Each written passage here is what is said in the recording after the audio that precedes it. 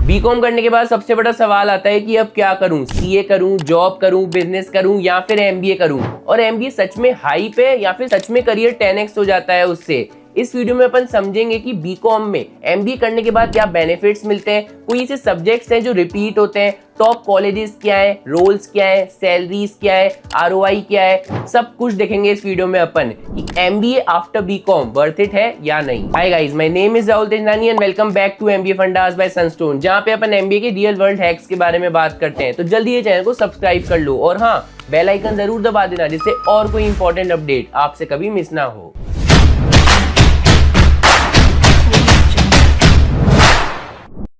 To get free career counseling, check the link in description box and pin the comment below. तो सबसे पहला step आता है कि एमबीए क्या नेचुरल स्टेप होता है बीकॉम करने के बाद। देखो, बीकॉम करने के बाद ना स्टूडेंट्स का डायरेक्शन काफी ब्लर होता है, उन्हें समझ नहीं आता कि क्या करना चाहिए आगे, एंड फिर उन्हें ऑप्शन आता है एमबीए का। तो अपन रीजंस जान लेते हैं कि बीकॉम के बाद एमबीए का ऑप्शन सही है या नहीं है। तो सबसे पहला रीजन ये है कि आपका जो स्कोप है ना वो काफी ब्रॉड हो जाता है, बिकॉज एमबीए में ना आपको सिर्फ अकाउंटिंग नहीं पढ़ाई जाती, आपको HR, marketing, finance, analytics, operation, ये सब पढ़ाया जाता है। सेकंड रीजन है आपका कॉर्पोरेट प्लेसमेंट। देखो, बीकॉम में जो प्लेसमेंट होती है ना वो काफी लिमिटेड होती है, लेकिन जो एमबीए में प्लेसमेंट होती है उसमें स्ट्रक्चर्ड हायरिंग होती है, काफी अच्छे प्लेसमेंट्स आपको मिलते हैं।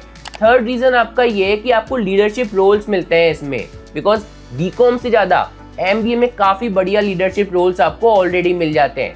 फोर्थ रीजन ये कि हायर सैलरीज मिलती है। बीकॉम के बाद आपको काफी कम पैकेज मिलता है, लेकिन अगर आपने एमबीए कर लिया तो काफी बढ़िया सैलरीज आपको मिल सकती है। एंड लास्ट रीजन ये है कि ग्लोबल एक्सपोजर आपको मिलता है, बिकॉज एमबीए करने के बाद आप एमएनसीज में भी जा सकते हो, कंसल्टिंग फर्म्स में भी जा सकते हो एंड फॉरेन कंपनीज में भी काम कर सकते हो। अब नेक्स्ट अपन बात करते हैं कि अगर अपन ने एमबीए बीकॉम के बाद करा तो क्या सब्जेक्ट्स रिपीट होते हैं। बिकॉज कई लोग बोलते हैं कि बीकॉम में ऑलरेडी अकाउंट्स एंड फाइनेंस तो पढ़ाया ही जाता है, तो एमबीए में भी सेम ही पढ़ाएंगे। ऐसा नहीं होता, कुछ बेसिस पे रिपीट होते हैं, लेकिन जो लेवल ऑफ अंडरस्टैंडिंग है, जो लेवल ऑफ लर्निंग है, एप्लीकेशन है, वो एमबीए में काफी हाई लेवल का होता है। अगर अपन कॉमन सब्जेक्ट्स की बात करें तो मान लो अगर अकाउंटिंग है तो उसमें जनरल एंट्रीज, लेजर वगैरह आपको बीकॉम में पढ़ाया जाता है, लेकिन आपको फाइनेंशियल स्टेटमेंट एनालिसिस, आईएफआरएस, ये सारी चीजें आपको एमबीए में पढ़ाई जाती है। अगर अपन इकोनॉमिक्स की बात करें तो basic micro and macro economics आपको बीकॉम में पढ़ाई जाती है, लेकिन जो मैनेजरियल इकोनॉमिक्स होती है या फिर डिमांड फोरकास्टिंग होती है,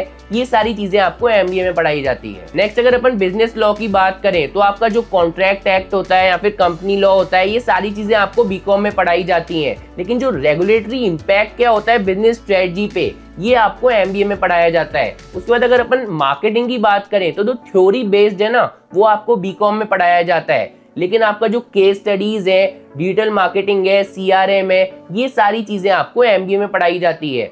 उसके बाद अगर अपन फाइनेंस की बात करें तो जो बैलेंस शीट लेवल होती है ना वो आपको बीकॉम में पढ़ाई जाती है, लेकिन इन्वेस्टमेंट बैंकिंग, कॉर्पोरेट फाइनेंस, ये सारी चीजें आपको एमबीए में पढ़ाई जाती हैं। तो एमबीए एक रिपीटेशन नहीं है अगर आप बीकॉम के बात कर रहे हो, इसमें जो एप्लीकेशन एंड डिसीजन मेकिंग है ना वो काफी अपग्रेड लेवल पे होती है। अब नेक्स्ट अपन आते हैं सबसे मोस्ट इंपॉर्टेंट पार्ट पे कि आपके जॉब रोल्स या फिर क्या आपकी सैलरीज कितनी होती है अगर आप एमबीए करते हो बीकॉम करने के बाद। देखो, काफी सारे प्रोफाइल्स आपके ऑलरेडी अनलॉक हो जाते हैं, धीरे धीरे करके अपन हर चीज के बारे में बात करते हैं अभी। तो सबसे पहला है कि अगर आपने एमबीए इन फाइनेंस किया है तो आप क्रेडिट एनालिस्ट बन सकते हो, इन्वेस्टमेंट बैंकर बन सकते हो, जिसकी एवरेज सैलरी आपकी 8 to 14 लाख तक रहेगी। अगर आपने एमबीए इन मार्केटिंग किया है तो आप ब्रांड मैनेजर बन सकते हो, डिजिटल मार्केटर बन सकते हो, सेल्स मैनेजर बन सकते हो, जिसकी एवरेज सैलरी आपकी 6 to 10 लाख पर एनम तक रहेगी।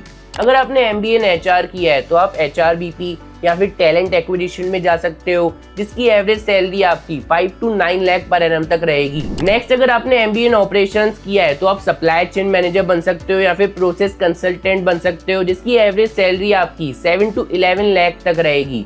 एंड लास्ट में अगर आपने एमबीए इन एनालिटिक्स किया है तो आप डेटा एनालिस्ट बन सकते हो या फिर बिजनेस इंटेलिजेंस में जा सकते हो, जिसकी एवरेज सैलरी आपकी 8 to 15 लाख पर एनम तक होती है। तो आज की वीडियो में बस इतना ही। अगर आप भी बीकॉम के बाद एमबीए करने का प्लान कर रहे हो तो हमें कमेंट्स में जरूर बताना, और हाँ, अगर आपको कोई कंफ्यूजन हो तो वो भी हमें कमेंट्स में बताना, हम सारे डाउट्स आपके क्लियर कर देंगे। और हाँ, वीडियो को लाइक जरूर कर देना, दोस्तों के साथ शेयर कर देना और सब्सक्राइब कर देना एमबीए फंडास बाय सनस्टोन को। मिलते हैं नेक्स्ट वीडियो में, तब तक के लिए टेक केयर।